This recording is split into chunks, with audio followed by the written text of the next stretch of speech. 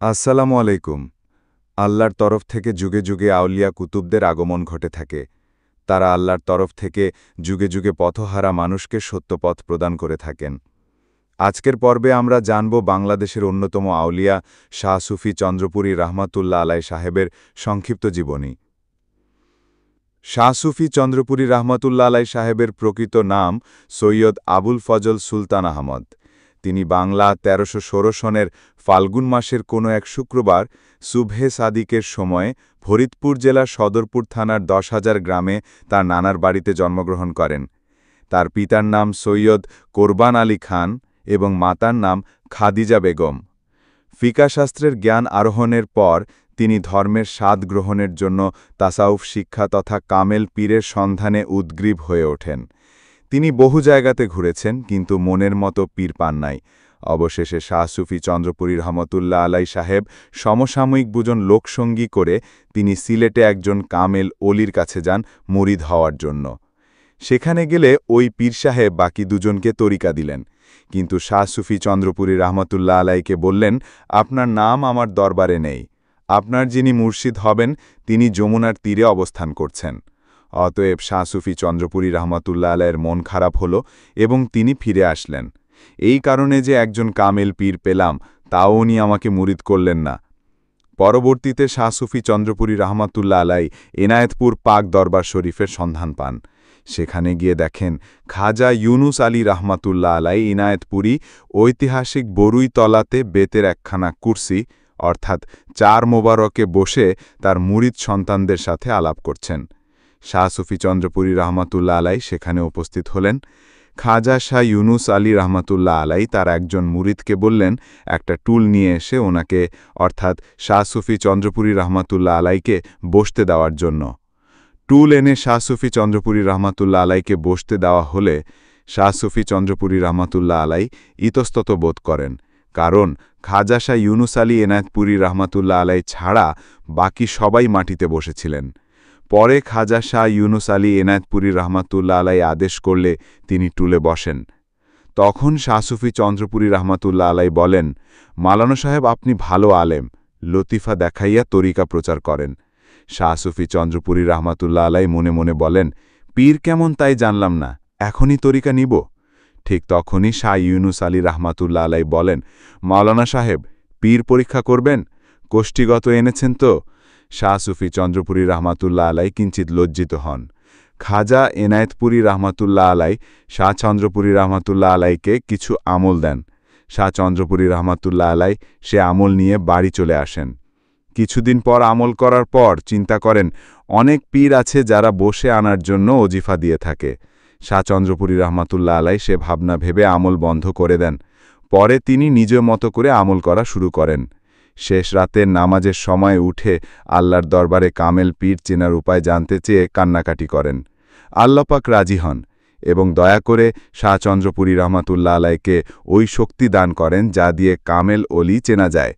শাহ চন্দ্রপুরী রহমতুল্লাহ আলাই ওই শক্তি দিয়ে খুঁজে পান তৎকালীন সময়ে খাজা শাহ এনায়েতপুরী রহমতুল্লাহ আলাই হচ্ছেন সর্বশ্রেষ্ঠ আল্লাহর অলি। শাহ চন্দ্রপুরী রহমতুল্লাহ আলাই খাজা শাহ এনায়েতপুরী রহমতুল্লাহ আলাইয়ের তরিকা গ্রহণ করেন। পরবর্তীতে খাজা শাহ এনায়েতপুরী রহমতুল্লাহ আলাই শাহ চন্দ্রপুরী রহমতুল্লাহ আলাইকে তরিকা প্রচারের অনুমতি দেন। শাহ চন্দ্রপুরী রহমতুল্লাহ আলাই রসুলুল্লাহ সাল্লাল্লাহু আলাইহি ওয়াসাল্লামের সত্য তরিকায় নকশবন্দিয়া মোজাদ্দেদিয়া প্রচার শুরু করেন। এরপর তিনি ঠাকুরের চর নাম পরিবর্তন করে গ্রামের নাম রাখেন চন্দ্রপাড়া, এখন যা সরাসরি হিসেবে চন্দ্রপাড়া শরীফ নামে পরিচিত। তার শিক্ষা পদ্ধতির তিনটি স্তর ছিল: আত্মশুদ্ধি, দিল জিন্দা ও নামাজে হুজুরি। কারো আত্মা শুদ্ধ না হলে নিয়ত শুদ্ধ হয় না, আর নিয়ত শুদ্ধ না হলে কোনো ইবাদতই আল্লাহর দরবারে কবুল হয় না। আর একজন মানুষের আত্মা শুদ্ধ হলেই তার দিলের মুখে আল্লাহর জিকির জারি হয়, দিল জিন্দা হয়, দিল রওশন হয় এবং ওই অবস্থায় মানুষ যখন নামাজে দাঁড়ায় তখন তার আল্লাহকে সেজদা দেওয়ার ভয় থাকে না, ওই সেজদা আল্লাহর কদমে হয়। একেই বলে নামাজে হুজুরি। নামাজে হুজুরি হলে ওই নামাজে মেরাজ হয় এবং আল্লাহর দিদার পাওয়া যায়। হজরত শাহচন্দ্রপুরী রহমাতুল্লাহ আলাই জীবনে অসংখ্য কেরামত দেখিয়েছেন, যার মধ্যে সবচেয়ে বড় কেরামত হচ্ছে তার শাহাদাত আঙুলের ইশারায় মুহূর্তের মধ্যে পাপী তাপী মানুষের দিলের মধ্যে আল্লাহর নামের জিকির শুরু হয়ে যায়। কলবে আল্লাহর নাম খোদাই হয়ে যায়, আর মানুষগুলো আল্লাহর নামে পাগল দেওয়ানা হয়ে যায়। আল্লাহ তাআলা তার এই প্রিয় বান্দাকে বেশ কিছু অলৌকিক ক্ষমতা দান করেছেন, আর এই মহান অলিকে নিয়ে অনেক অলৌকিক ঘটনাও আছে। একবার হজরত শাহচন্দ্রপুরী রহমতুল্লাহ আলাইহিকে দেখার জন্য তার এক মুরিদ তার ভাতিজাকে সাথে নিয়ে হুজুরের নিকট আসেন। সে সময় তিনি তার মুরিদদের সাথে সময় কাটাচ্ছিলেন। এমন সময় সেই মুরিদ হজরত শাহচন্দ্রপুরী রহমতুল্লাহ আলাইহিকে অনুরোধের সুরে বললেন, আমার সাথে আমি আমার ভাতিজাকে নিয়ে এসেছি, আপনার নিকটও বায়াত গ্রহণ করতে চায়। ওই মুরিদের ভাতিজা তখন হুজুরের নিকট থেকে আনুমানিক ২০ থেকে ২৫ হাত দূরে দাঁড়িয়েছিল। আর তখন হজরত শাহচন্দ্রপুরী রহমতুল্লাহ আলাইহি তার শাহাদাত আঙুল দিয়ে দেখিয়ে বললেন, ওই ছেলেটাকে কার সাথে আসছে? সাথে সাথে ওই ছেলেটা লাফালাফি শুরু করে দেয়। যখন ছেলেটা স্বাভাবিক হয় তখন ছেলেটিকে হুজুরের কাছে নিয়ে যাওয়া হয় বায়াত করানোর জন্য। তখন হুজুর বলেন, এই ছেলের তো বায়াত হয়ে গেছে, এই ছেলের লতিফায় জেন্দা, কলবে আল্লাহর জিকির হচ্ছে, ওনার আর তারিকা নেওয়া লাগবে না। এই ঘটনা থেকেই বোঝা যায় মুজাদ্দেদ হুজুর কেমন অলি ছিলেন। তাছাড়া আরেকবার শাহ চন্দ্রপুরী রহমতুল্লাহ আলাইহি হুজুরের এক মুরিদ হজ আদায় করার জন্য নিয়ত করেছেন। সেই মুরিদ চিন্তা করলেন, আমার তো পীর আছে, পীরের পরামর্শ মতো কাজ করলে সেই কাজ আল্লাহ তাআলার দরবারে কবুল হবে, কেননা আল্লাহ তার অলিগণের কথা শোনেন, যার প্রমাণ আল কুরআনের বিভিন্ন জায়গায় দেখা যায়। তাই উনি হুজুরের কাছে গেলেন এবং বললেন, আমিও আমার স্ত্রী হজ করতে যেতে চাই, আপনি যদি দয়া করে আমাকে অনুমতি দিতেন। তখন হুজুর ওনাকে বললেন, হজ করা আল্লাহর হুকুমের জন্য, পীরের হুকুম লাগে না। তারপরও যখন আপনি আসছেন, আপনি যান, আমি দোয়া করে আল্লাহ আপনাকে দয়া করুক। তখন সেই ব্যক্তি হুজুরের কাছ থেকে বিদায় নিয়ে বাড়ি ফিরে এসে কিছুদিন পর হজের জন্য যাত্রা শুরু করেন। এরপর তিনি বাইতুল্লাহ শরীফ যান এবং কাবা তাওয়াফ করেন, হজের বিভিন্ন কাজ করতে থাকেন। এর মধ্যে একদিন উনি ওনার নির্ধারিত তাঁবুতে বিশ্রাম অবস্থায় ঘুমিয়ে যান। সেই সময়ে ওনার পাশের তাঁবুতে আগুন লাগে। সে আগুন ছড়িয়ে পড়ে চারপাশে, কিন্তু উনি ঘুমে অচেতন হয়ে আছেন। এমন সময় উনি স্বপ্নে দেখেন হুজুর ওনার তাঁবুতে এসে ওনাকে ডাকছেন, অমিয়া উঠেন, আগুন লাগলো, তাঁবু থেকে বেরোন, তা না হলে পুড়ে যাবেন। কিন্তু ওনার ঘুম ভাঙে না। উনি দেখেন হুজুর ওনার হাত ধরে ওনাকে উঠালেন আর বললেন, আপনার বিবিকে ডাক দেন। উনি ঘুমের মধ্যে ওনার বিবির হাত ধরলেন আর দেখেন হুজুর ওনাদেরকে বাইরে নিয়ে যাচ্ছেন তাঁবু থেকে। তাঁবুর বাইরে যাওয়ার পর ওনার ঘুম ভাঙে আর উনি হুজুরকে খুঁজতে থাকেন। পরে উনি বুঝতে পারেন যে উনি স্বপ্ন দেখেছিলেন, কিন্তু পাশের তাঁবুর দিকে তাকিয়ে দেখে সেই তাঁবুতে ডাউ ডাউ করে আগুন জ্বলছে এবং সেই আগুন তাদের তাঁবুতেও লাগছে। হাজিরা হইচই করতেছে। হজ শেষে উনি দেশে ফিরে এসে বিমানবন্দরে তাকে নিতে আসা তার ছেলে। উনি ওনার ছেলেকে বলেন, তুমি তোমার মাকে নিয়ে বাড়ি যাও, আমি হুজুরের সাথে দেখা করে আসি। উনি যান হুজুরের কাছে। হুজুরের সামনাসামনি হওয়ার সাথে সাথেই উনি অদরে কাঁদতে থাকেন। তখন হুজুর বলেন, আপনি যখন হজ করার জন্য অনুমতি নিতে এসেছিলেন তখন আল্লাহ আমাকে আপনার দেখাশোনার দায়িত্ব দিয়েছিলেন, তাই যখন আপনার পাশের তাঁবুতে আগুন লাগে তখন আপনাকে রক্ষা করা আমার জন্য ফরজ হয়ে গিয়েছিল, তাই ওই কাজ করতে হয় আমার। আল্লাহ আপনাদের অনেক দয়া করেছেন। এই ঘটনা থেকেও বোঝা যায় আল্লাহ তাআলা তার ওলিদেরকে কতটা ক্ষমতা দান করেন। তার জীবনী হতে আরও কিছু অলৌকিক কারামত বর্ণনা করা হল। ঢাকার গেন্ডারিয়া এলাকার একজন বাসিন্দা ছিল, নাম মোহাম্মদ মুইহুদ্দিন। তার বয়স ছিল ১৬ কিংবা ১৭। তখন গেন্ডারিয়া রেলওয়ে স্টেশনের পাশে একটি পুকুর ছিল এবং পুকুরের পাশে খানকায়ে সুলতানিয়া। ওই পুকুর কচুরিপানায় ভর্তি ছিল। তার সাথে স্থানীয় লোকজনের তরিক্কা নিয়ে কথা কাটাকাটি হল। একজন বলল, তোমার পীর যে মুজাদ্দেদ তার প্রমাণ কি? তুমি কি দেখতে চাও? তাদের মধ্যে থেকে একজন বলল, তুমি যদি পানিতে ডুব দিয়ে ১০ মিনিট থাকতে পারো তাহলে বিশ্বাস করব তোমার পীর জামানার মুজাদ্দেদ। তখন মইহুদ্দিন ভাই বলল, ইহার এমন কি, আমি ইনশাল্লাহ কয়েক ঘণ্টা থাকতে পারব। সে পুকুরে ডুব দিল। তখন আনুমানিক সকাল ১০টা হবে। অনেক সময় হয়ে গেল। খোঁজাখুঁজিতে নেমে গেছে অনেক লোক। একটা হইচই পড়ে গেল। শত শত লোক পুকুর পাড়ে ভিড় করল। অনেক লোক খোঁজাখুঁজি করতেছে। সবাই মনে করল হয়তোবা পুকুরে ডুবে মারা গেছে। উদ্ধারকর্মীদের খবর দেওয়া হলো। উদ্ধারকর্মীরা পানিতে নেমে তালাশ করতে লাগল, কিন্তু কোনো খোঁজ পাওয়া গেল না। ইতিমধ্যে দুপুর গড়িয়ে বিকেল হল। কারো মুখে যেন হাসি নেই, সবাই নিজের বাসায় ফিরতেছে। ঢাকার অন্যান্য খানকা এবং কেন্দ্রীয় প্রচার দপ্তর, চন্দ্রপাড়া পাক দরবার শরীফ, সিমসন রোড সদরঘাটে খবর দেওয়া হলো। সেখান থেকেও লোক এসেছে। আনুমানিক বিকেল 4টে সবার সামনে মহিউদ্দিন পুকুর থেকে বেরিয়ে আসলো, তার চোখে মুখে স্বর্গীয় হাসি। সে শুধু বলল, আমার পীরের উসিলায় আল্লাহ আমাকে কুওয়াতি ইলাহি কেল্লায় হেফাজত করে রেখেছিল, তাই আমার কোনো অসুবিধা হয় নাই। এই ঘটনা স্থানীয়ভাবে সাড়া পড়ে গেল। অনেকেই চন্দ্রপাড়া পাক দরবার শরীফে মুরিদ হল। এরকম অসংখ্য কারামতে ভরপুর মুজাদ্দেদ হুজুরের জীবনী। শাহ চন্দ্রপুরী রহমাতুল্লাহ আলাইহের ওফাতকাল 1984 সাল 28 মার্চ, বাংলা সন 1391 সনের 14ই চৈত্র, বেলা 3:10 লক্ষ লক্ষ ভক্ত আশেক জাকের মুরিদদেরকে শোকসাগরে ভাসিয়ে মহান মাসুকের দিদারে দারুল বাকায়ে তাশরিফ নেন। তিনি আজও রাউজায়ে পাক শুয়ে আগের মতোই জিন্দার পীরের ন্যায় তার মুরিদদের ফায়েজ দান করছেন এবং কঠিন বিপদে রুহানিতে উপস্থিত থেকে উদ্ধার করছেন। শাহ চন্দ্রপুরী রহমাতুল্লাহ আলাইহের রওজা মুবারক বাংলাদেশের ফরিদপুর জেলার সদরপুর থানার চন্দ্রপাড়া শরীফ গ্রামে চন্দ্রপাড়া পাক দরবার শরীফে অবস্থিত। ভিডিওটি ভালো লাগলে অবশ্যই লাইক কমেন্ট করুন এবং পরবর্তী ভিডিওটির জন্য চ্যানেলটি সাবস্ক্রাইব করুন। আসসালামু আলাইকুম ওরহমতুল্লাহি ওয়াবারাকাতুহু। সবাই কেমন আছেন? আশা করি মহান আল্লাহ তাআলার অশেষ রহমতে সবাই ভালো আছেন। আজকের ভিডিওতে আমরা জামানার মুজাদ্দিদ হজরত মৌলানা শাহ সুফি সৈয়দ আবুল ফজল সুলতান আহমেদ সাহেব চন্দ্রপুরী রহমতুল্লাহ আলাইহির জীবনী হতে কয়েকটি অলৌকিক ঘটনা আলোচনা করব। পশ্চিম চন্দ্রপাড়া নিবাসী মোহাম্মদ আবু তাহের সিকদার, তিনি চন্দ্রপাড়া পাক দরবার শরীফের একজন জাকের ছিল। একবার তিনি কিছু সংখ্যক লোকসহ মাঠে কাজ করছিলেন। তিনি কাজের ফাঁকে ফাঁকে তারা তরিকতের আলাপ করছিলেন। এদের মধ্যে কয়েকজন ব্যক্তি ছিলেন যারা হজরত শাহ চন্দ্রপুরী রহমতুল্লাহ আলাইহি হুজুরের মুজাদ্দেদিয়াত সম্পর্কে অবিশ্বাস করত। তাদের মধ্যে একজন আকাশের দিকে তাকিয়ে দেখে যে দূর আকাশে এক ঝাঁক পাখি উড়ে কোথাও যাচ্ছে। সে বলল, তোমার পীর যদি মুজাদ্দেদ হয়ে থাকে তবে আকাশের ওই পাখিগুলো জমিনে নামিয়ে আনো। যদি পারো তবে আমরা বিশ্বাস করব যে তোমার পীর সাহেব জামানার মুজাদ্দেদ। এমন করতে পারলে আমরাও তরিকা নেব। সিকদার সাহেব মাঠের মধ্যেই মোরাক্কাবায় বসে পড়লেন। চোখের পানি ছেড়ে দিয়ে বললেন, হে শাহ চন্দ্রপুরী রহমাতুল্লাহ আলাইহি, আমি জানি এবং বিশ্বাস করি যে আপনি জামানার মুজাদ্দেদ। দয়া করে আকাশের ওই পাখিগুলো এ জমিনে নামানোর জন্য আল্লাহর নিকট ফরিয়াদ করুন। আর পাখিগুলোর প্রতি আবেদন রাখলেন, হে পাখি সকল, যদিও তোমরা উড়ে অনেক দূরে চলে গেছ, আমার কথা তোমাদের কর্ণে পৌঁছাবে না, কিন্তু তোমরা আল্লাহর আদেশে আকাশে উড়ে বেড়াও। আমার পীর যদি জামানার মুজাদ্দেদ হয়ে থাকে আর তোমরা যদি তার নিকট থেকে ফায়েজ প্রাপ্ত হও তবে মাটিতে নেমে এসো। সিকদার সাহেবের আকুপি আল্লাহ পাক দয়া করে কবুল করলেন।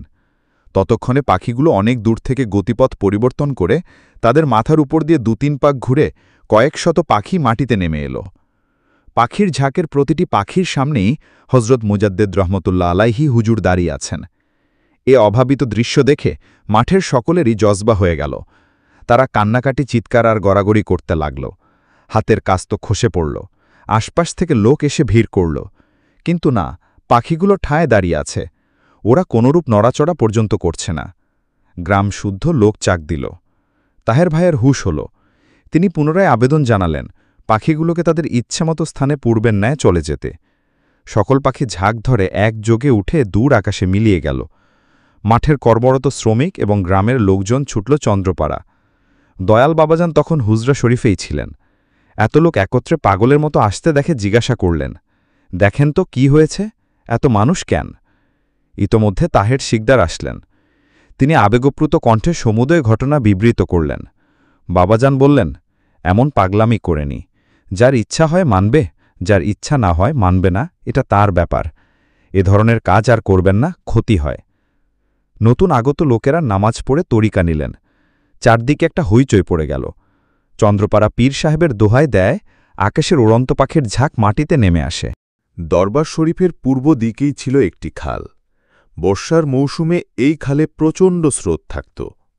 একসময় খালটি 12-14 হাত গভীর হয়ে যায়। খালে ছোট বড় মাছের অন্ত নেই। স্থানীয় লোকেরা মাছ ধরে। জনাব লতিফ বিসিআইসি-এর একজন উচ্চপদস্থ কর্মকর্তা। তিনি দরবার শরীফে এসেছেন। একদা মুজাদ্দেদ হুজুরের ইচ্ছায় মাছের জবান খুলে গেল। জনাব লতিফ মিয়া খালের পাশ দিয়ে হাঁটছিল। খাল থেকে তিনি মানুষের মতো আওয়াজে কথা শুনলেন। চারদিকে তাকিয়ে দেখলেন কেলো নেই। তিনি অবাক হয়ে গেলেন।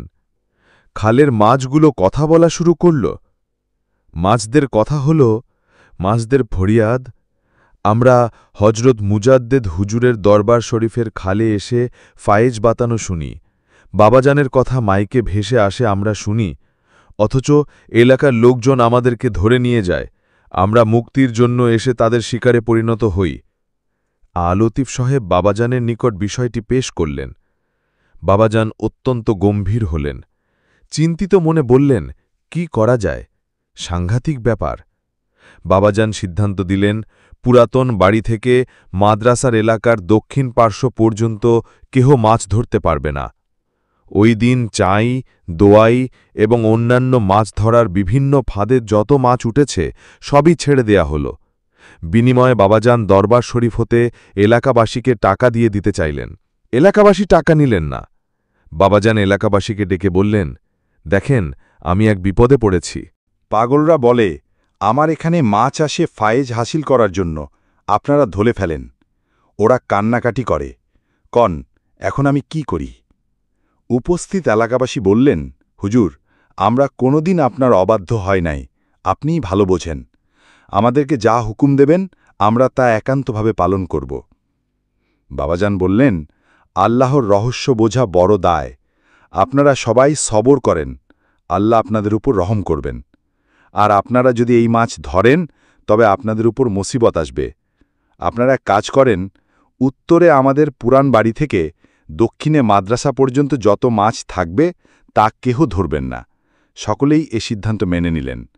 সেদিন এক নবদৃশ্যের অবতারণা হল। মানুষ কানতে কানতে বেহুশ হয়ে পড়ল। পাগলরা চিৎকার করল, গড়াগড়ি পারল, নাচানাচি করল। বেহুশ অবস্থায় কেউ কেউ মরার মতো পড়ে রইল। সে যে কি এক দৃশ্য তা ভাষায় বোঝানো যায় না, হৃদয় দিয়ে অনুভব করা মাত্র। ওই বছর খালে এত মাছের সমাগম হল যে তাহা বলে শেষ করা যায় না। একটা তামাশা মিলে গেল। বিভিন্ন স্থান থেকে মানুষ এসে এ লীলা দেখেন আর হজরত মোজাদ্দেদ হুজুরের নিকট বায়েত হন। মাছদের সাহস বেড়ে গেল। ওরা পানিতে ছোটাছুটি করে, লাফালাফি করে, কখনো মাথা ভাসিয়ে দেয়। সে যে কি এক অপূর্ব দৃশ্য। বর্ষা মৌসুম শেষ হবার পূর্বেই বাবাজান একদিন পাগলদের বললেন, মাছগুলো এখনো আছেনি? তারপর দিন প্রচণ্ড বৃষ্টি হল। কারও সাধ্য নেই যে ঘর থেকে বের হয়। হাড় কাঁপানো শীত, বাতাসে ঘরে কাঁথা গায়ে থাকা দায়। এলাকার সব মানুষ ঘরে রইল। পরদিন সকালে চমৎকার আকাশ, রোদ ঝলমল দিন। মানুষ স্বস্তির নিঃশ্বাস ফেলল। কেহ কেহ মাছ ধরার জন্য খালে বিলে নামল। কিন্তু মাছ কোথায়? হুজুরের বাড়ির খালে মাছের কোনো সারা শব্দ নেই। একদিন, 2 দিন, 3 দিন যায়, কোনো মাছ দেখা যায় না। কেহ কেউ এসে বললেন, বাবা, খালে তো আর মাছ দেখা যায় না। বাবাজান বললেন, কি বলেন? তিনি চুপ করে থেকে গভীর নিঃশ্বাস নিলেন। বললেন, মাছ কি চলে গেল নি? সত্যি মাছ নেই। এলাকায় সারা পড়ে গেল, হুজুরের বাড়ির ঘাটের মাছ নদীতে নেমে গেছে। আবার মানুষের ভিড়। বাবা বললেন, সবই আল্লাহর ইচ্ছে।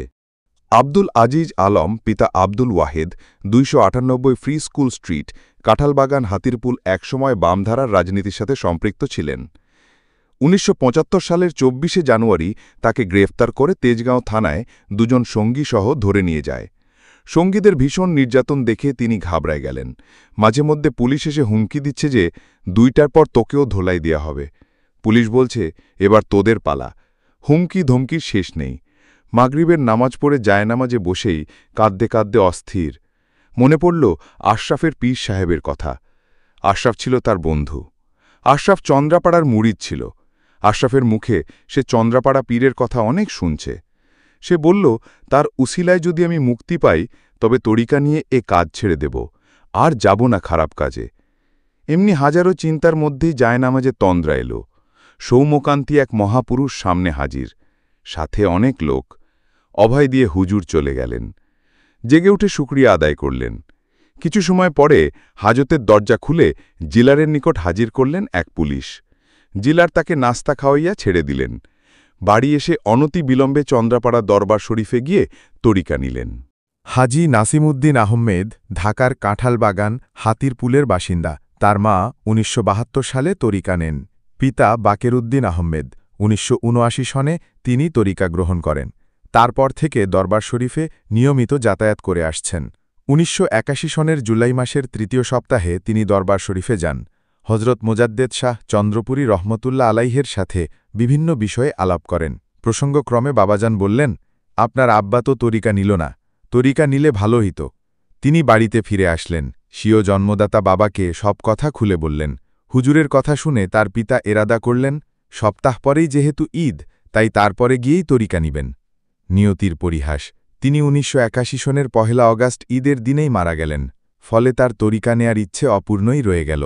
মাতাপিতার অধিকারের ব্যাপারে মহান আল্লাহ তাআলা কোরআনে ইরশাদ করেন, আমি মানুষকে তার মাতাপিতার সঙ্গে সদাচরণের নির্দেশ দিয়েছি। তার মা কষ্টের পর কষ্ট সহ্য করে তাকে গর্ভধারণ করেছেন, আর ২ বছর পর্যন্ত স্তন্য দান করেছেন। সুতরাং তোমরা আমার এবং তোমার মাতাপিতার কৃতজ্ঞতা আদায় করো, আমার কাছেই প্রত্যাবর্তন করতে হবে। সূরা লুকমান আয়াত ১৪। নেক সন্তান অবশ্যই তার বাবা মার জন্য দোয়া করে থাকেন। হাজী সাহেব তার পিতার মৃত্যু সংবাদ হুজুরের নিকট পৌঁছানোর জন্য দরবার শরীফে গেলেন। সুযোগ মতো সবকিছু খুলে বললেন। তারপর বললেন, বাবা, আমার একটা দাবি আপনার নিকট। আমার বাবা তো তরিকা নিয়ে যেতে পারল না, আপনি দয়া করে তাকে তরিকা দিয়ে দেন। বাবাজান বললেন, পাগলামি করবেন না। কিন্তু নাছোড়ভান হাজী সাহেবের আবদার আর কান্না তার হৃদয়কে বিগলিত করে দিল। তিনি বললেন, ব্যবস্থার লোক ডাকেন। ব্যবস্থার লোক এসে হাজির হলেন। তাদেরকে দয়াল বাবাজান বললেন, শোনেন, উনার আব্বার আত্মাকে হাজির করে তরিকা দেয়ার ব্যবস্থা করেন। এ ধরনের কথা শুনে তারা বিচলিত বোধ করল। তখন হুজুর তাদেরকে বুঝিয়ে দিলেন যে আত্মাকে হাজির করে রুহানিভাবেই লতিফা দেখিয়ে দিতে হবে। এরপর বাবাজান আত্মাকে তরিকা দিলেন। এখন আমরা মুজাদ্দেদ হুজুরের যেই ঘটনাটি বলবো, সেটি কারামতে মুজাদ্দেদ শাহ চন্দ্রপুরী বই থেকে হুবহু তুলে ধরা হল। আবুল আওয়াল জহিরুল হাসান অ্যাডভোকেট ছিলেন সুপ্রিম কোর্ট অ্যাডভোকেট। অ্যাডভোকেট সাহেবের সঙ্গে সেদিন আমার প্রথম পরিচয় হয়েছিল। উল্লেখ্য, এখানে আমার বলতে বোঝানো হয়েছে ঘটনাটি যে বর্ণনা করছে। ঘটনাটি ছিল নিতান্তই আকস্মিক। আকস্মিক হলেও সেদিন জীবনের একটি অন্ধকার দিকের মধ্যে হঠাৎ আলোর ভলকানি অনুভব করেছিলাম, যে দিকটা সাধারণ চিন্তার মধ্যে এর পূর্বে কখনো আসেনি। চিন্তার প্রবাহমান একঘেয়েমির মধ্যে হঠাৎ এক বিদ্যুৎ শক্তির দাপাদাপি লক্ষ্য করলাম। অনুভূত হল জীবনের অমূল্য দিনগুলি এমনিভাবে হেলায় হারালাম। অ্যাডভোকেট সাহেবের চা পরিবেশনের সময় দেখলাম তার মুখমণ্ডল উজ্জ্বল আলোর ছটায় দীপ্তমান। শীতের সন্ধ্যায় মনোরম পরিবেশ। পুরানো ঢাকার একটা কোঠাবাড়ির ছাদের উপর তার সাথে আলাপ হচ্ছিল ও চা পান করছিলাম। নিতান্তই পারিবারিক আলাপ। অ্যাডভোকেট সাহেবের জন্ম মুর্শিদাবাদ। ১৯৪৭ সালে ভারত বিভক্তির পর অন্য 10টা পরিবারের ন্যায় তিনিও তার পিতার সঙ্গে তৎকালীন পূর্ব পাকিস্তানে আসেন এবং ঢাকা শহরে বসতি স্থাপন করেন। তিনি পিতামাতার পঞ্চম সন্তান। নিজের বাড়িতেই ব্যবসা করছেন। বয়স আনুমানিক ৩৩-৩৪ বছর হবে। ৫৮/১ কেশব ব্যানার্জি রোড, সূত্রাপুর, ঢাকাতেই তার বাড়ি। এসব আলাপের ফাঁকে ফাঁকে তাকে মাঝে মাঝে কেমন যেন অন্যমনস্ক দেখাচ্ছিল। এই অন্যমনস্কতা গভীরতর হওয়ায় আলাপের জমাট ভাবটা বিঘ্নিত হচ্ছিল। তার হাতে একখানে কেতাব ছিল। আমি কেতাবখানা দেখতে চাইলাম। হাতে নিয়ে দেখি নুরুল আসরার বা নূরতত্ত্ব নামে একখানা কেতাব নাড়াচাড়া করছিলেন। বইটা দেখে লেখকের পরিচয় জানতে চাইলাম। অ্যাডভোকেট সাহেব বললেন, তার পীর সাহেব বর্তমান জামানার সর্বশ্রেষ্ঠ আউলিয়া এবং তারই রুহানি ফায়েজে সমস্ত বিশ্ব মাখলুকাত পরিচালিত হয়। তিনি হাজরত শাহ চন্দ্রপুরী, ফরিদপুর হুজুর। সদরপুর থানার চন্দ্রপাড়া গ্রামে তার পাক দরবার শরীফ। আমি তার কাছে মোজাদ্দেদ কথাটার অর্থ জানতে চাইলাম।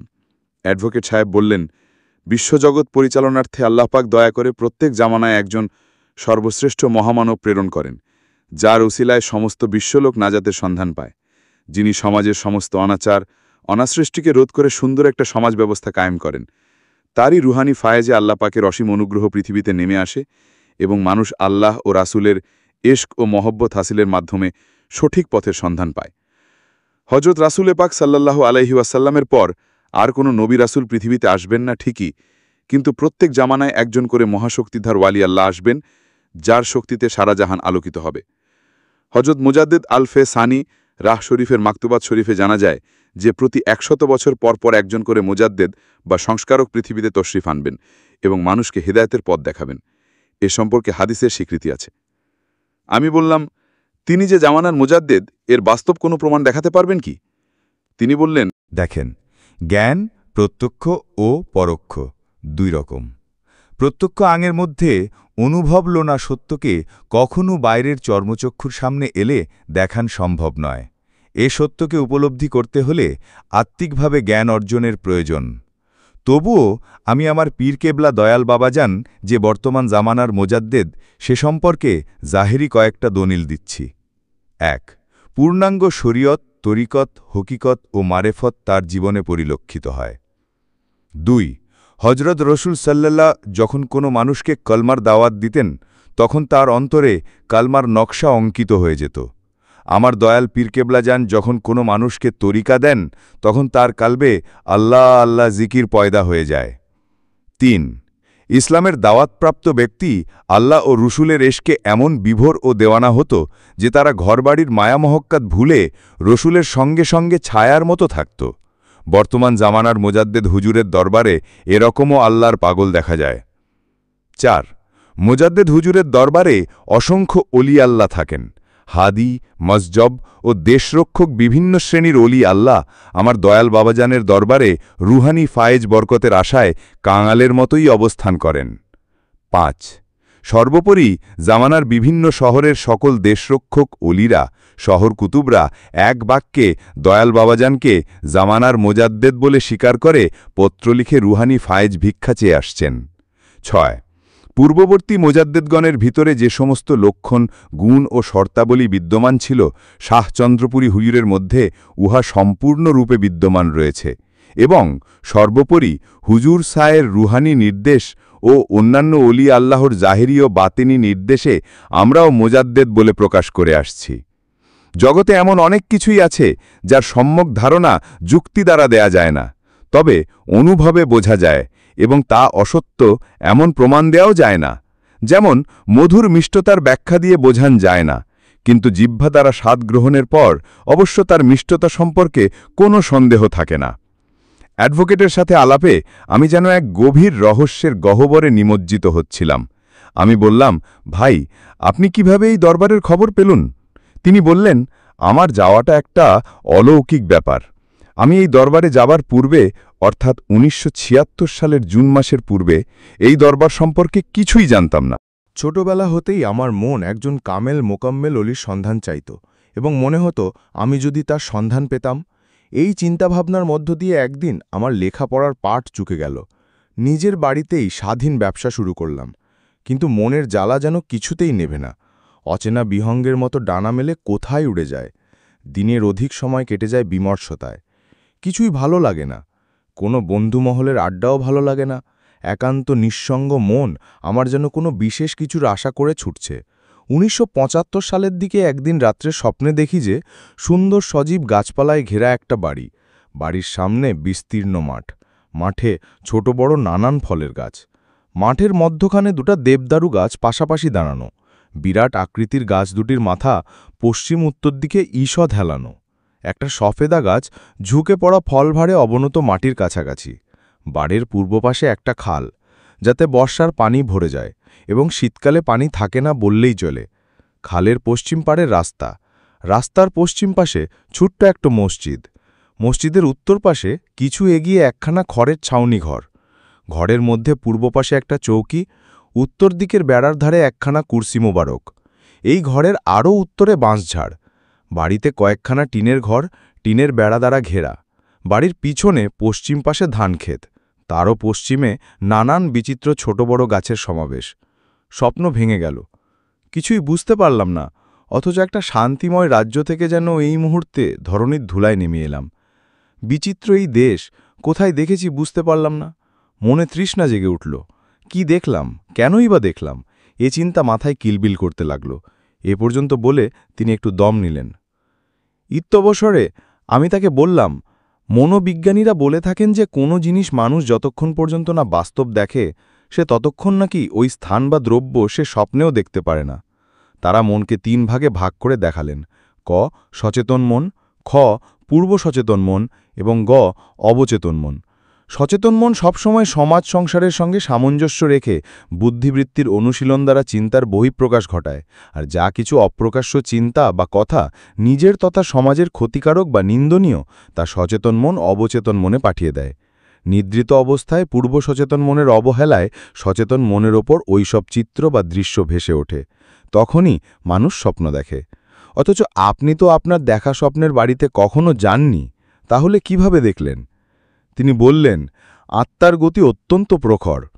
ঘুমন্ত মানুষের পরমাত্মা বিচরণশীল, কাজেই সে যা দেখে তার কিছু কিছু স্বপ্নের মাধ্যমে জীবের কাছে প্রকাশ পরে আমি তার ঘটনাটাই শুনতে চাইলাম। তিনি বললেন, আমি তখন চন্দ্রপড়ার নামও শুনিনি, অথচ আমি বহুবার চন্দ্রপড়া স্বপ্নে দেখেছি। সেই মাঠ, সেই মসজিদ, সেই খাল, নদী, বন, উপবন। একদিন ভোর রাতে স্বপ্নে দেখছি যে মসজিদের সামনে নিম গাছের ডালে দুটো সবুজ রঙের মাইকের হর্ন লাগানো রয়েছে। ভোর রাতে ওই মাইকে জিকিরের শব্দ আমার কানে এসে বাজতে লাগল।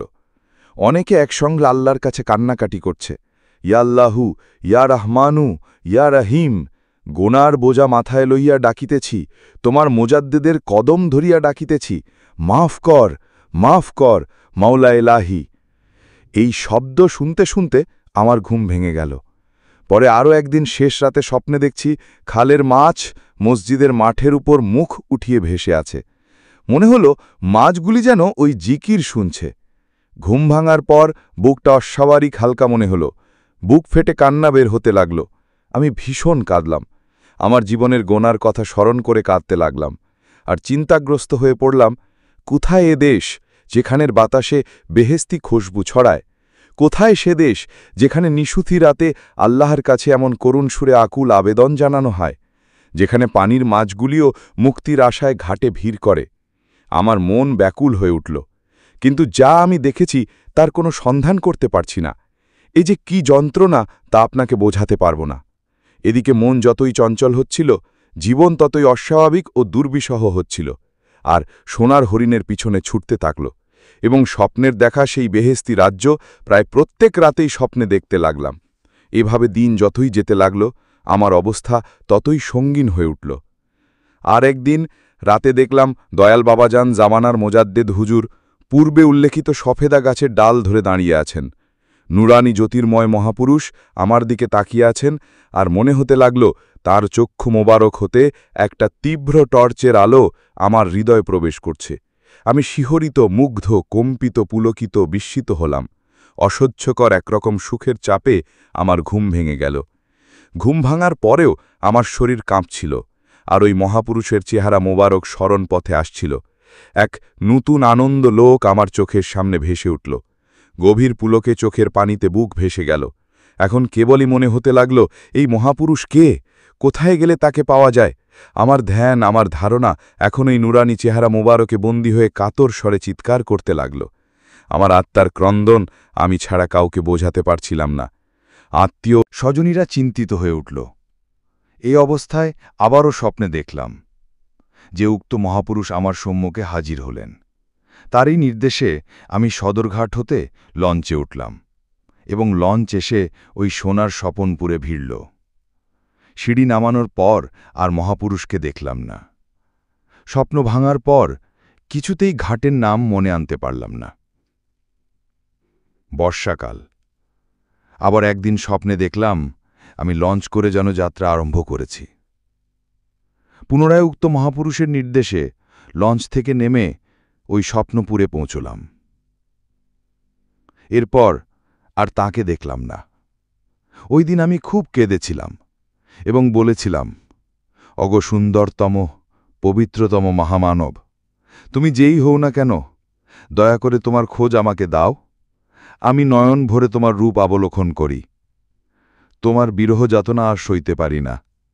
দয়া করো তোমার কাঙালেরে। সত্যি সত্যি আল্লাপাক দয়া করলেন। 1976 সালে শবে বরাতের জলসার কয়েকদিন আগে আমার এক মোক্কেলের সাথে আলাপ প্রসঙ্গে তিনি আমাকে চন্দ্রপাড়া হুজুরের দরবারে যাওয়ার কথা বললেন। আরও বললেন যে তারা সদরঘাট হতে রিজার্ভ লঞ্চে অনেকেই একসঙ্গে যাচ্ছেন। আমি গেলে তাদের সঙ্গে যেতে পারি। আমি রাজি হয়ে গেলাম। মনে মনে ঠিক করলাম, আমার স্বপ্নে দর্শিত মহাপুরুষের সন্ধান পেলে তারই কদম মোবারকে নিজেকে উৎসর্গ করব, নতুবা শুধু বেড়াবার মতো দেখে আসব। যে দেখি অবিকল আমার স্বপ্নে দেখা সেই বাড়িঘর, গাছপালা, নারিকেল গাছ, দেবদারু গাছ, সেই নিমগাছে মাইকের হর্ন বাঁধা, সবই আমার পরিচিত। তারপর যখন মোজাদ্দেদ হুজুরকে দেখলাম, দেখার সাথে সাথেই আমি চিনতে পারলাম তিনি স্বপ্নে দেখা সেই মহামানব।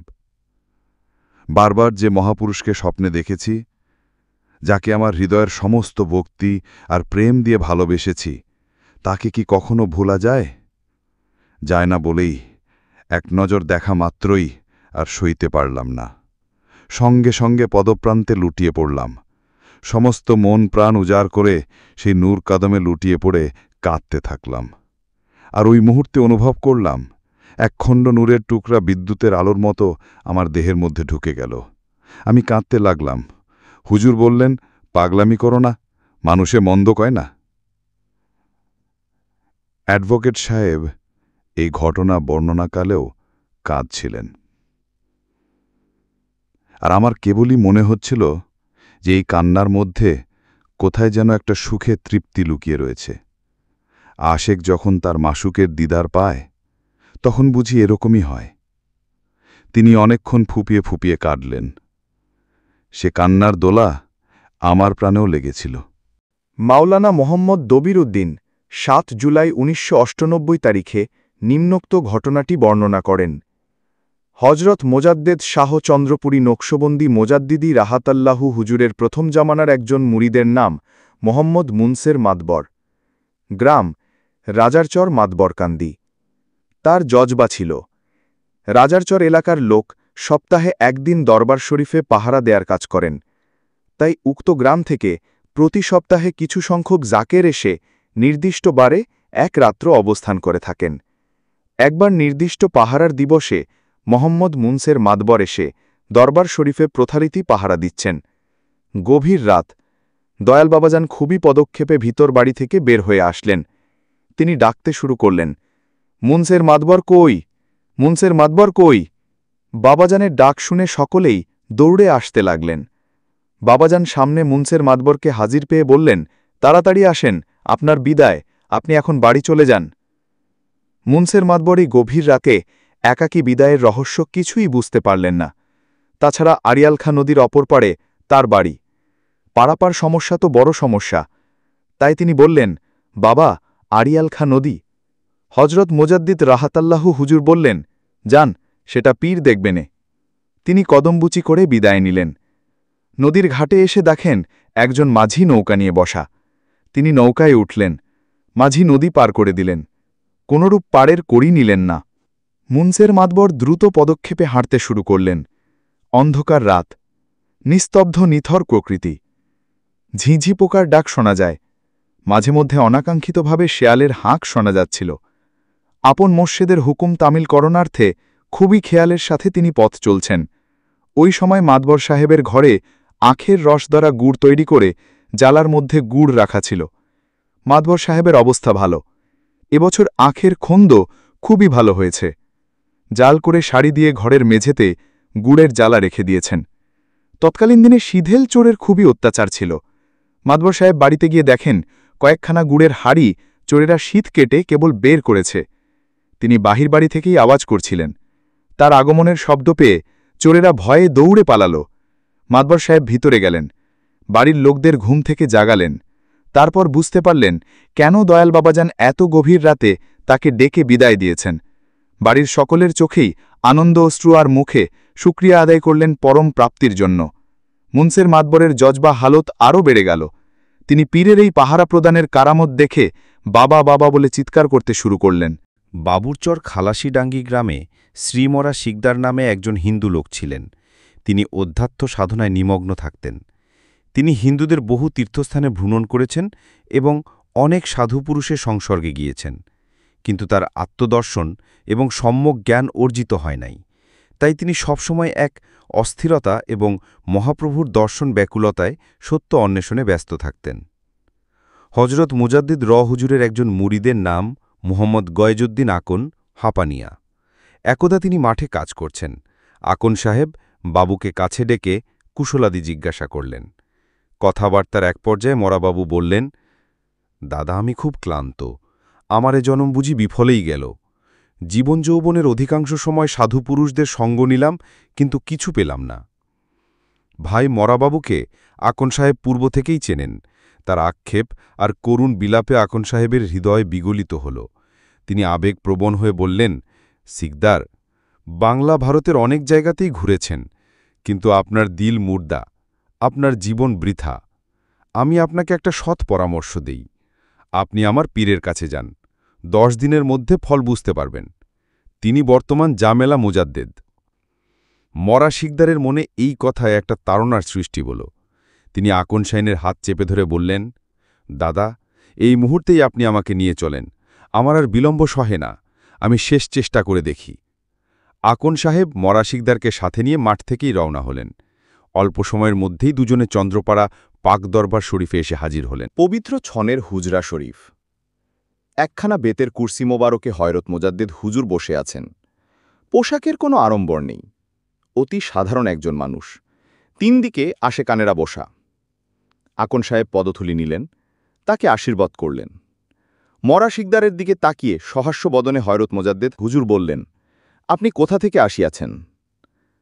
শিকদার বাবু আজন্ম লালিত মূল্যবোধে প্রণাম করলেন। শিকদারের মুখে কেন কথা নেই, চোখ ছলছল করছে। আকাশে প্রচণ্ড কালো মেঘ এবং ভ্যাপসা গরমে মানবপ্রাণ যেমন ছটফট করতে থাকে, আর এখনই হয়তো এক পশলা বৃষ্টি আসবে, এমন সময় যে বিদ্যুৎ ঝলকানি আর মেঘের তর্জন গর্জন শোনা যায়, তেমনি অবস্থা মরা শিকদারের হৃদয়ে। মরা শিকদার আজ বুঝি সত্যিই মরেছে। তার ভিতর মেঘের গর্জনের ন্যায় চিৎকার করছে, কিন্তু শব্দ হচ্ছে না। আকাশ থেকে ঝনঝমিয়ে বৃষ্টি পড়লে যে প্রশান্তি ধরার বুকে নেমে আসে, তদ্রূপ যদি মরা শিকদারের চোখের জল ঝরে পড়ত, সে শান্তি পেত। কিন্তু না, অশ্রু ঝরছে না। এ কি হলো তার? এত কাছড়ে মানুষকে এভাবে তো জানিনি কভু। তাই তো আকন সাহেবের নিকট শুনেছি, গোসাই বলেছেন, পীর চেনে না মায়, পীর চেনে না গায়, পীর চেনে না ঘরের স্ত্রী। আকন সাহেবের হাতের কাঁচি পাশে রেখে গামছা দিয়ে নিজের গা মুছে নিয়ে বলল, বাবা, একটা কথা আছে। হযরত মুজাদ্দিদ হুজুর বললেন, বলেন।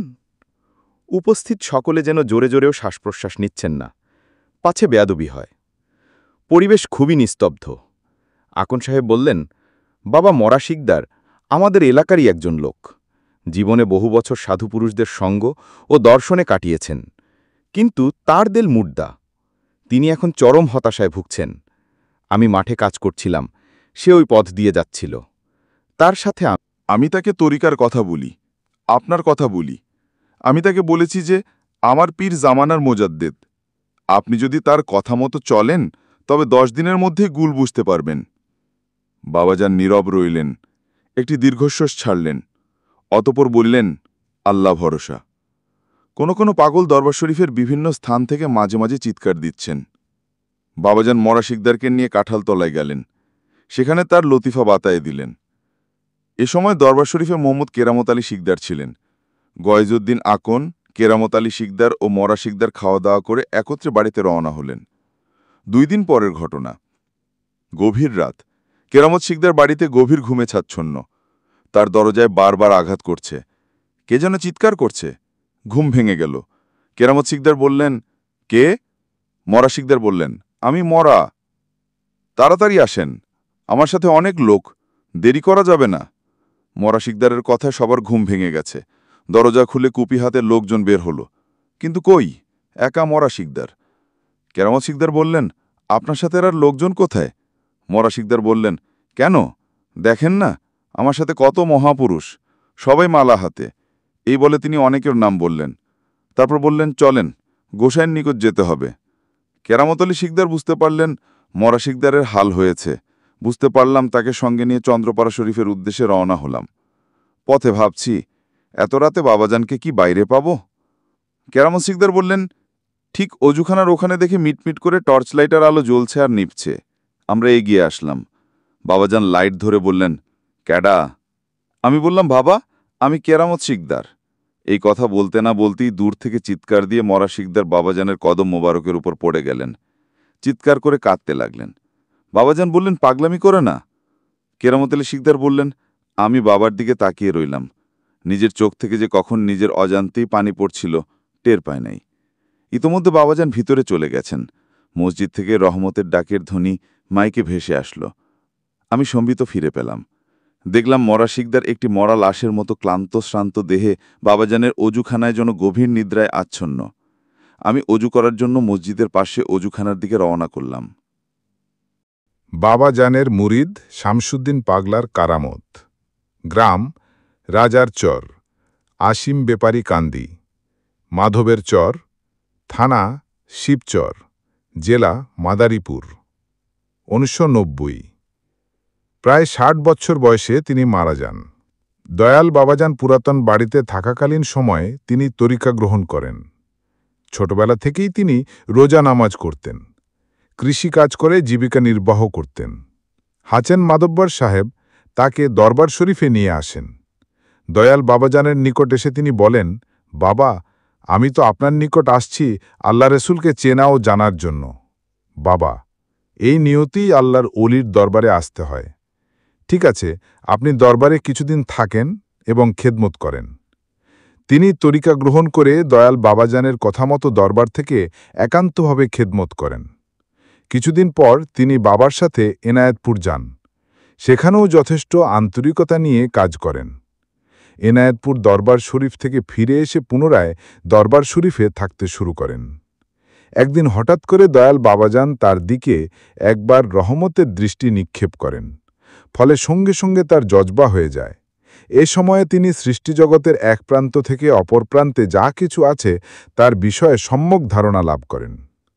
তিনি সাততবক আসমান জমিনের ভিতর যা কিছু আছে তাহাও দেখেন। এ বিষয়ে দয়াল বাবাজান তার স্বীয় রচিত হাক্কুল ইয়াকিন বা অনুভব লব্ধ জ্ঞান নামক পুস্তকে তার প্রশংসা করেছেন। শামসুদ্দিন ভাইয়ের জীবদ্দশায় তার মাধ্যমে দয়াল বাবাজানের অসংখ্য কারামত প্রকাশিত হয়। দীর্ঘদিন পর্যন্ত তার এরূপ হালত ছিল যে রহমতের সময় তিনি ঘুমিয়ে থাকলে দয়াল বাবাজান তার বাড়িতে গিয়ে নিজের পরিচয় দিয়ে নাম ধরে ডাকতেন। দয়াল বাবাজানের এই স্বর এত উচ্চরবে হতো, সে পার্শ্বের বাড়ির লোকজনও ডাকাডাকিতে জেগে উঠতেন। একদিন তিনি দরবার শরীফে আসছেন। দয়াল বাবাজান তাকে বললেন, শামসু মিয়া, আপনি কি এনায়েতপুর দরবার শরীফে যেতে পারবেন? শামসু ভাই, জি বাবা, পারব। তখন তার এক জাগ পাট উঠানের সময় হতে বাকি। তিনি এনায়েতপুর দরবার শরীফে গিয়ে 10-11 দিন অতিবাহিত করেন। সেখান থেকে ফিরে গিয়ে শামসুদ্দিন ভাই দেখেন তার পাট যে অবস্থায় রেখে গিয়েছিলেন সে অবস্থায়ই রয়েছে। একবার মাধবের চর থেকে আসিম বেপারীর বাড়ি তহসিলদার আসেন। তিনি প্রেমময় দাখিলা কাটা রসিদ বই অফিসে রেখে আসেন। ফলে তার টাকার ওপিদ না থাকায় বেশ অসুবিধায় পড়ে যান। এমত অবস্থায় 3 কিমি দূরে তার এরিজি গিয়ে উপস্থিত লোকদের মধ্যে একজনকে উক্ত রসিদ বই নিয়ে আসার জন্য অনুরোধ করেন। এই সময় উক্ত ইউনিয়নের চেয়ারম্যান সাইরুদ্দিন ব্যাপারী ব্রোহের, যিনি বর্তমানে একজন মুরিদ, উপস্থিত আছেন। শামসুদ্দিন ভাই নিজে বলেন যে, আমি আমার কামেল মোকাম্মেল পীরের উসিলায় মুহূর্তের মধ্যেই ইহা আপনার সামনে উপস্থিত করতে পারি। এ কথা শুনে গাইদ লোকজন তাকে পাগলের প্রলাপ করার জন্য ভৎসনা করতে থাকেন। শামসুদ্দিন ভাই চক্ষু বন্ধ করে দয়াল বাবাজানের খেয়াল করে অতি অল্প সময়ের মাথায় বইখানা মজলিসের সকলের সামনে জমা দেন। এই আশ্চর্য ঘটনা দেখে উপস্থিত লোকেরা তাজ্জব হয়ে যান এবং ওই মজলিসের অধিকাংশ লোকই সতর্হিতে চন্দ্রপাড়া এসে দয়াল বাবাজানের নিকট বায়াত গ্রহণ করেন। এই সময় উপস্থিত লোকজন দাঁড়িয়ে তাকে সম্মান করেন। একদা 10,000 গ্রামের মোহাম্মদ ইসরাইল মিয়া টিউমার হয়। তিনি 1 মাস 17 দিন ফরিদপুর হাসপাতালে চিকিৎসাধীন থাকেন। তাকে ডাক্তারেরা পরামর্শ দেন ঢাকা গিয়ে অপারেশন করার জন্য। ইসরাইল মিয়া গরিব মানুষ, অত টাকা কোথায় পাবে? তাই তিনি হাসপাতালে শুয়ে শুয়ে বাবাজানের কদমপাকে দরখাস্ত করে বারে কেঁদে কেঁদে বুক ভাসিয়ে দেন। ক্লান্ত শ্রান্ত অবস্থায় কখন যে তিনি ঘুমিয়ে গেছেন তা টেরই পান নাই। গভীর ঘুমে ইসরায়েল মিয়া অচেতন। স্বপ্নে দেখেন বাবাজান এসে তাকে অপারেশন করছেন। তিনি সম্পূর্ণ সুস্থ হয়ে গেছেন। এদিকে ফজরের আজানধ্বনি তার কানে ভেসে গেল। তিনি ঘুম থেকে উঠে শুকরিয়া আদায় করলেন। পায়খানার প্রবল বেগ পাওয়ায় সঙ্গের লোকটিকে পায়খানায় নিয়ে যেতে বললেন। পায়খানার সাথে অনেক রক্ত এবং মাংসের মতো খণ্ড খণ্ড চাক পড়ল। এখন তার শরীর খুব হালকা লাগছে। সকালবেলা ডাক্তার আসলে তিনি রিলিজ নিয়ে বাড়ি ফিরে আসলেন। তারপর বাবাজানের কদম পাকে এসে কাঁদতে কাঁদতে সব ঘটনা খুলে বললেন। বাবাজান বললেন, পাগলামি করে না, আল্লাহর ভাবি দয়া হয়েছে আপনার উপর। সেই থেকে তিনি সম্পূর্ণ সুস্থ। একদা সিলেট জেলার বালাগঞ্জ থানার রাজাপুর গ্রামে হামিদ তালুকদার নামক একজন লোক বাস করত। তিনি বাবাজানের হুকুম তামিল করায় ৩ মাসে ৩টে প্রমোশন পেয়েছেন। ঘটনাটি নিম্নরূপ। একবার তিনি দরবার শরীফে এসেছেন। আসরের নামাজের পর বাবাজান সফেদা তলায় বেতের কুরসি মুবারকে বসে আছেন। তালুকদার ভাই সামনে এগিয়ে গেলেন। বাবাজান তাকে জিজ্ঞাসা করলেন, আপনি কি করেন? তালুকদার, চাকুরি। বাবাজান, বেতন কত? তালুকদার, ৮০০ টাকা। বাবাজান, ছেলে মেয়ে কয়জন? তালুকদার, ৩ মেয়ে ১ ছেলে। বাসা ভাড়া দেই ৬০০ টাকা। বাবা, কেমনে চলেন? তালুকদার, উপরি পয়সায়। বাবা, না, নিলে চলে না? তালুকদার, না বাবা। বাবা, ঠিক না, সৎ পয়সার মধ্যে আল্লাহ রহমত দিবে আপনার উপর। তালুকদার সাহেব বাবাজানের কথা মতো উপরি পয়সা নেয়া ছেড়ে দিলেন। কিছুদিন পর তাকে পরপর ৩ মাসে ৩টে প্রমোশন দেয়া হল। তার বেতন তখন হয়ে গেল ৩,০০০ টাকা। জোছনার মধ্যে অন্ধকার। একদা সদরপুর গ্রামের আবুল কাশেম মৃধা খেজুরের গাছ কেটে জীবিকা নির্বাহ করেন। একবার ৭-৮ জন লোক নিয়ে তিনি দরবার শরীফে আসেন। এশার নামাজের পর বিদায় নেওয়ার জন্য বাবাজানের নিকট যান। বাবাজান বলেন, অন্ধকারের মধ্যে কেমনে যাবেন? তখন ফুটফুটে জোছনা, চাঁদনি রাত। ভরা চাঁদ তার পূর্ণ কিরণ দিয়ে পৃথিবীকে নতুন বন্ধুর ন্যায় লাজরাঙা আভায় ভরে দিয়েছে। মাটিতে একটি সুঁই পড়লেও মনে হয় দেখা যাচ্ছে। অথচ বাবাজান বলছেন এই কথা। আমাদের মধ্যে একজন বললেন, বাবা, ঘরের থেকে চাঁদ উঠছে, আজকে সারা রাত জোছনা। বাবাজান বললেন, জোছনার মধ্যেই অন্ধকার, যেতে চান যান। আমরা বিদায় নিয়ে রওনা হলাম। অর্ধেক পথ যাওয়ার পর হঠাৎ করে আকাশে জোম করে একটা ডাক দিল। পুরো আকাশ কালো মেঘে ছেয়ে গেল। বড় বড় বৃষ্টির ফোঁটা পড়া শুরু হলো। আমরা খুবই চিন্তায় পড়ে গেলাম। আমি নিজে চোখে দেখি, অন্ধকারে এমন অবস্থা হলো, রাস্তা তো দূরের কথা, একজন আরেকজনকেও দেখতে পাই না। আমাকে একজন ভাই হাত ধরে রইল। আমরা খুবই কষ্টের মধ্যে রাস্তা অতিক্রম করতে লাগলাম। সবাই পথে পথে তওবা করলাম। বাবাজানের কথা না শুনে আমাদের এখন এই পরিণতি। আমাদের জীবনের এই ঘটনাটি থেকে বুঝলাম জোছনার মধ্যে কিভাবে অন্ধকার থাকে। আসসালামু আলাইকুম ওরহমতুল্লাহি ওবারাকাতু। সবাই কেমন আছেন? আশা করি সবাই মহান আল্লাহ তাআলার অশেষ দয়া রহমতে ভালো আছেন।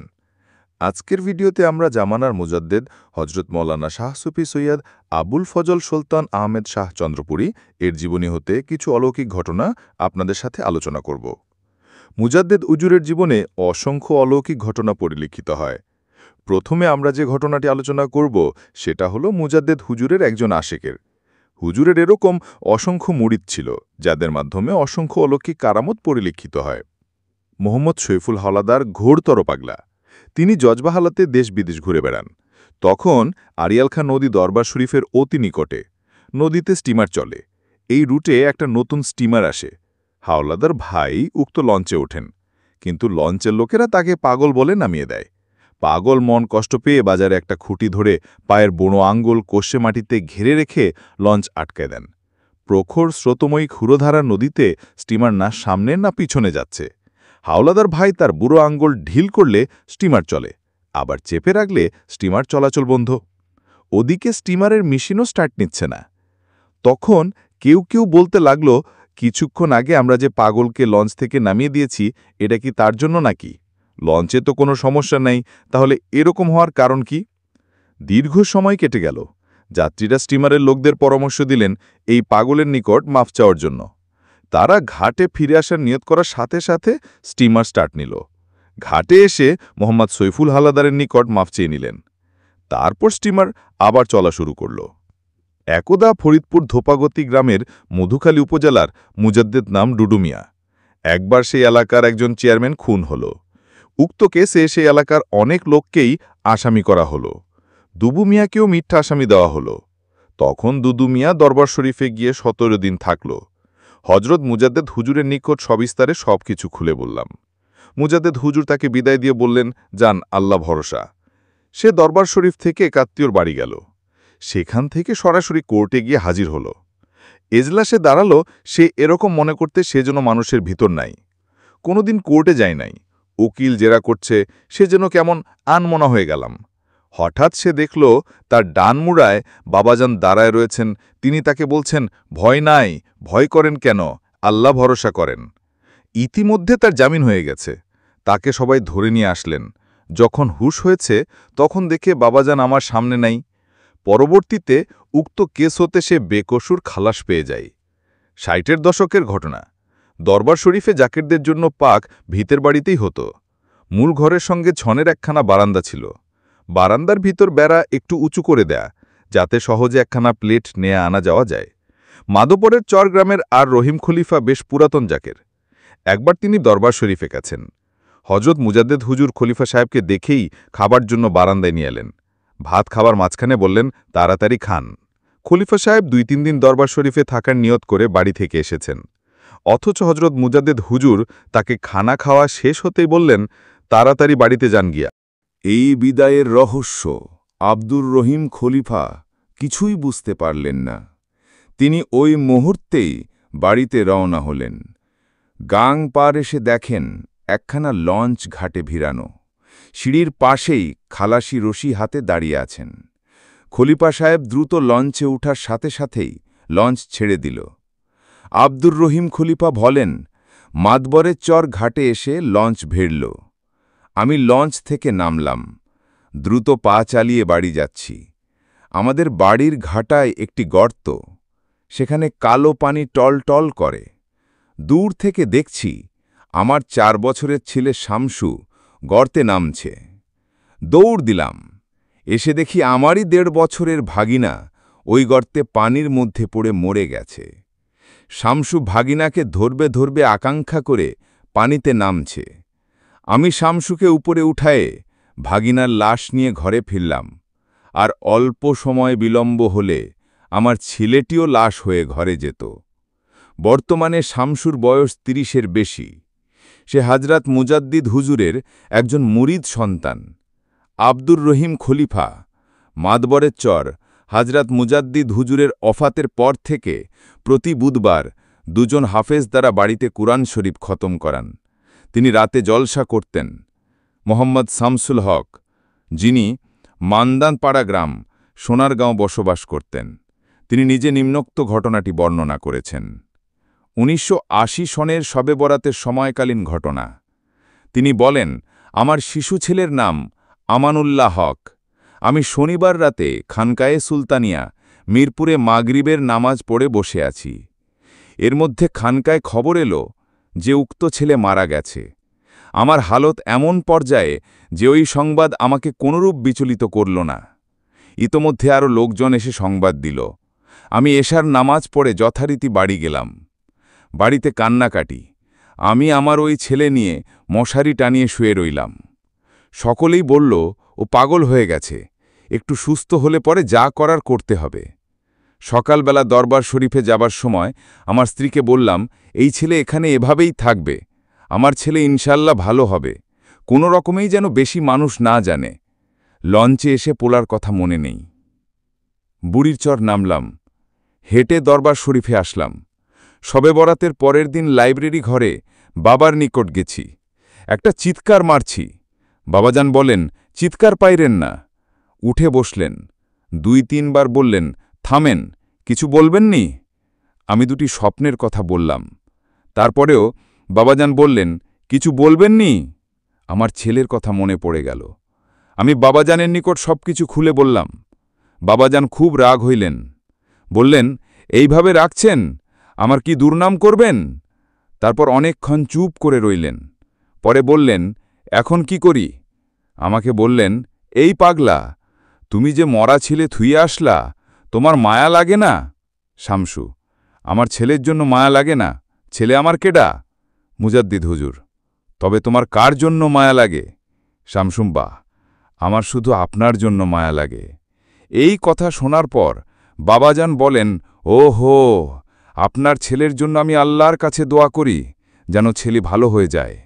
এমন কোনো সময় করবেন না। আমি বাবার সামনে বসে রয়েছি, আপনি ভাত খাইছেন, খাই নিবেন। পরদিন বিদায় হইল। আসরোক্তের সময় লঞ্চ সদরঘাট ভিড়ল। বেবি নিয়ে সন্ধ্যের আগে মিরপুর এলাম। ঈদগাহ মাঠের কোনায় দেখি আমার ছেলেমেয়ে বসা।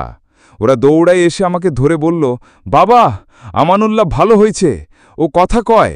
আমার ভিতর থেকে চিৎকার এলো। চোখ বন্ধ করে দৌড়ায় গিয়ে খানকাহ শরীফে পৌঁছলাম।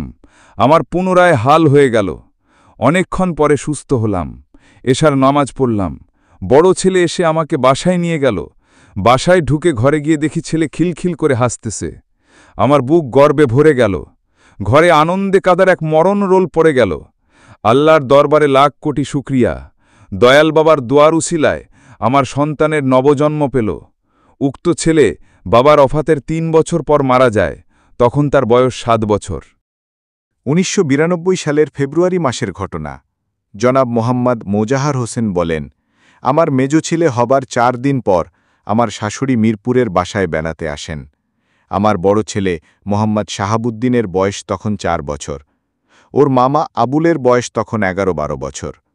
আমি ছুটির দিন নাস্তায় পরে তন্দ্রার ভাব আশায় বিছানায় গা দিলাম। স্বপ্নে দেখি আমার রুমের হারিকেন আস্তে আস্তে নিভে গেল। আমি সজাগ হয়ে ভাবলাম কোনো মুসিবতের লক্ষণ। আমার স্ত্রীকে জিজ্ঞাসা করলাম, শাহাবুদ্দিন কোথায়? সে বলতে পারছে না। আবুল কোথায়? তাও কেহ বলতে পারছে না। রাস্তার মাথায় এলাম, ওদের দেখি না। কবির ভাইকে জিগাই, সেও দেখে নাই বলল। কোঅপারেটিভ মার্কেটে গেলাম, সেখানেও নেই। আমার শ্বশুরের সাথে পথে দেখা, তাকে কেঁদে কেঁদে বললাম, পোলা হারাইছে, আবুল শাহাবুদ্দিন কাউকে দেখি না। শ্বশুর বললেন, আমি দেখছি, আপনিও বাজারে দেখেন, ভালো করে খোঁজেন। ১১টা বেজে গেল, কোনো খোঁজ নেই। ফায়েজের তাসিরও খারাপ লাগে। তসলিম ভাইয়ের নিকট গেলাম। সে মাইকে নিখোঁজ খবর দিতে বুদ্ধি দিল। মাইক বের করলাম। দুপুরের পর আসর গড়ায়, সবাই পাগল পাগল। মাগরিবের সময় খানকায় গেলাম। সবাই পরামর্শ করলাম, এখন কি করা যায়।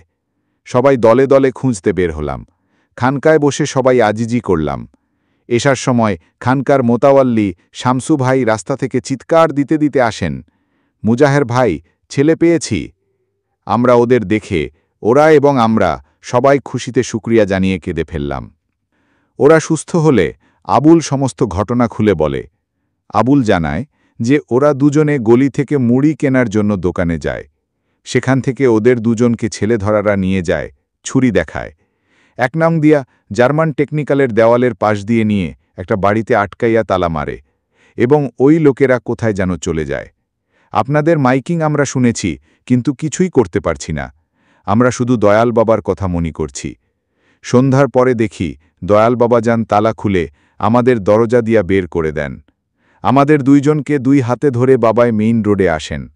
তারপর বাবায় আমাদের হাত ছেড়ে দেন। আমরা বাবাকে না দেখে পাগলের মতো কাঁদতে কাঁদতে একটা পানের দোকানে আসি।